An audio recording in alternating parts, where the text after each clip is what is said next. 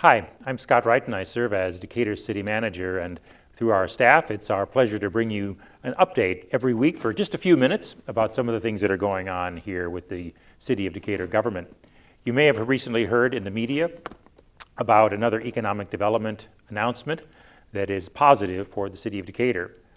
Back in February, as some of you might recall, the Akorn Pharmaceuticals buildings, one on West Grand and another one on South Weichels Road, closed abruptly, putting all of those employees out of work with no notice at all. It was handled very, very poorly by Akorn, and Akorn subsequently went into bankruptcy. So what was announced here is that a new pharmaceuticals company, not in any way connected to Akorn and certainly not using the Akorn name, a company called Rising Pharmaceuticals, will be taking over both of these Decatur facilities. Now, it's taken several months for them to get through the bankruptcy process, and they were in communication with us, but they weren't comfortable making public announcements until now.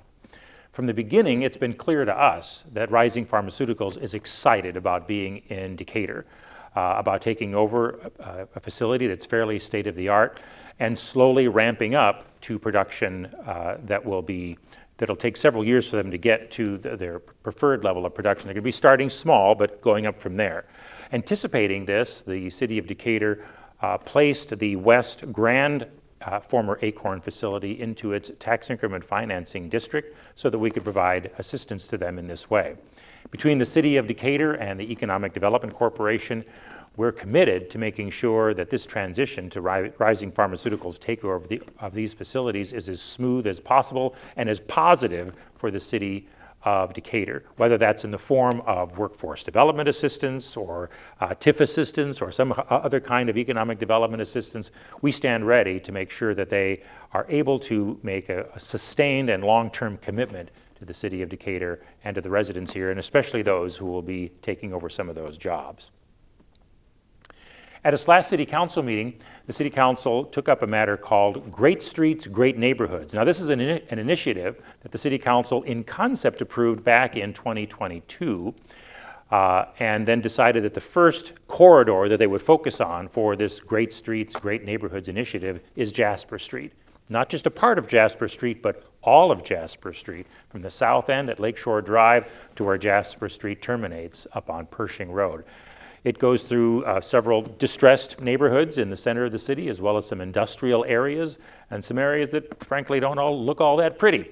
And so the City Council said, yes, that's a good place to start. And that began a process of engagement with KONO, with lots of the local neighborhood organizations, because we weren't just trying to fix buildings or tear down buildings that were too far gone or fix the right-of-way and improve the street. Yes, we want to do those things as well. But it's also important that there be a commitment to what I call the civic infrastructure of this Great Streets area, so that the organizations that help businesses, that help people, that help the not-for-profits that are in this area all become interested in rejuvenating the area. Because rejuvenating a corridor isn't just about fixing a street. It's also about rejuvenating the neighborhood, rethinking how certain lands can be repurposed, and so forth. And so through the assistance of a consultant called Tesca, we had two very well-attended public meetings out at Johns Hill Park, and other surveys and other ways of bringing information about what sort of housing, what sort of public improvements, what sort of open space, what sort of public access areas the people who live and work in the Jasper Street corridor wanted.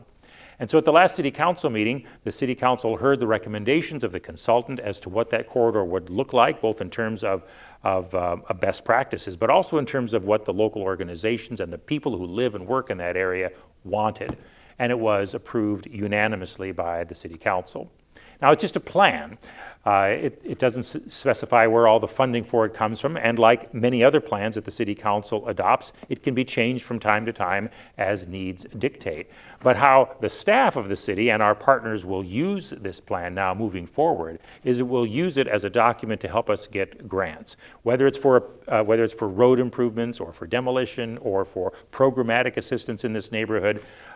It will help us in terms of getting grants. In fact, the city's been very successful at getting grants over the last several years to help us with the neighborhood revitalization and renovation projects. In fact, just the end of last week, the city received notice that Nearly $250,000 is coming to the city and to Macon County through the Illinois Housing Development Authority for additional renovation and rehabilitation of structures in the urban core and in other parts of the county where existing residential structures might be dilapidated. Neighborhood revitalization isn't just about the physical infrastructure. You know, city governments sometimes focus just on the physical infrastructure, on the streets or the utilities or even on the housing, but making sure that the neighborhood really makes a step forward and scales up to economic as well as social success isn't just about physical infrastructure. It's also about civic infrastructure, the organizations that are involved, that are the not-for-profits, the businesses that are also there.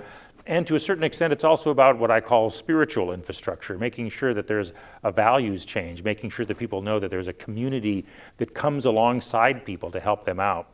That's why several of the programs that the City Council has approved over the last year or so involve partnering with not-for-profits right here in Decatur, whether it's violence intervention or recovery after a major incident or housing assistance or transitional program assistance.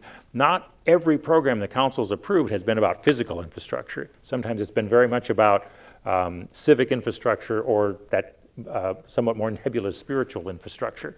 Together, all three of those are necessary to rise up our neighborhoods and make them successful. And what the Great Streets Great Neighborhoods initiative is a holistic attempt to try to bring all those different features of neighborhood revitalization together.